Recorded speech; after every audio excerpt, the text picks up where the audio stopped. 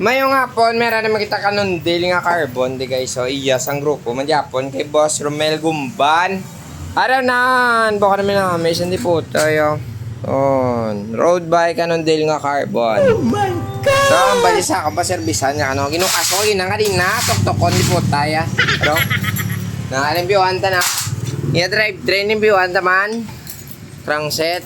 Mga bearing sabi, siyempre buksan naman na. Ara siya naman maugas karon no. So dali, samahan nyo kami. Mamata, matitang ita kwarta. Arin na guys, naukas na naiyak crankset oh. No. Tanggal yan. Tanggalin din natin to. Ayun na. Ang gaan.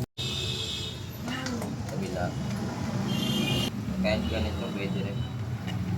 Bearing. Sasabay lalabas.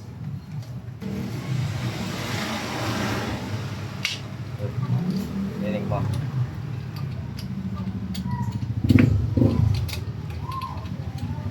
Ayan. Bukas na yung bearing ito eh. Kaya blanda sila bearing ito. Perfect.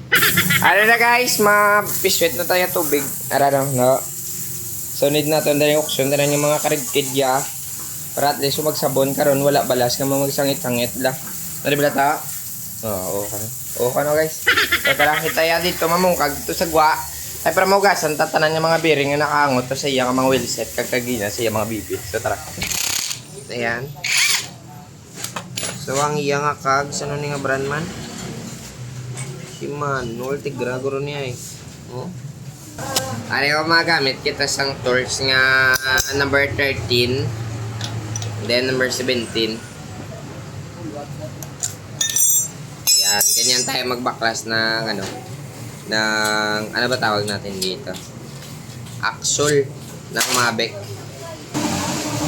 Na para matanggal natin yung ano niya. Yung axle.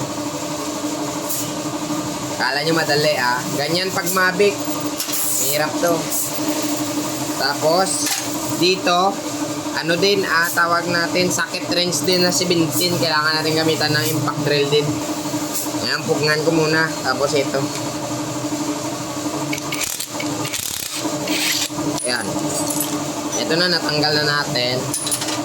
So, pwede na itong mahatak. Ayan, sobrang linis pa naman sana ng loob. Kaso lang, gusto talaga ni Idol na reviewan na yan siya. Rin na nabuklas ko na ang iya mga kasudlan sa road bike ni Boss nga Carbon. So ito na pala mga guys. Ayan, nakuha na natin tanan no. So ginseparate na mo didring ya pulse spring kita magini siya kagagmay. And then ang wheel set charyo. Na sige na to. Ugasin na to. Do excited kung iliputa ka. Gago! Yang ganyan magugas man inner ninyo. Kudkudon mayo hasta maukas ang kiki ya. Wow! Perfect. Ang lapad ng chainring, no?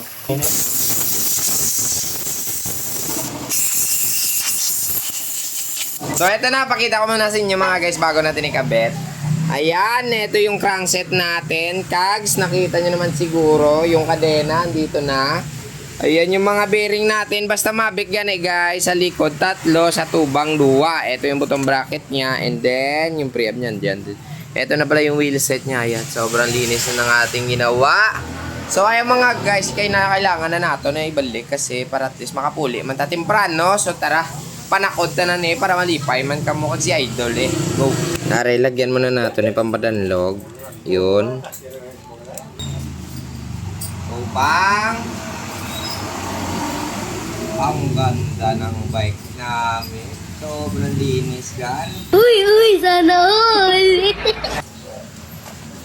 Kapit na natin itong likodan. Tapos susunod na natin yung button bracket. Ganun. Thank you. Butangan tayo isang papadanlog. Kaya basi malipatan karon lang. Ay kala eh.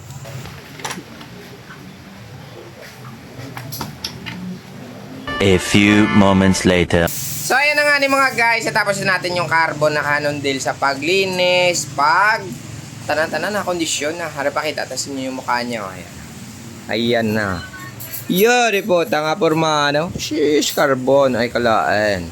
Be, ang iya nga bar tape na alay na nato na naplastar taglay mayo. Ayan.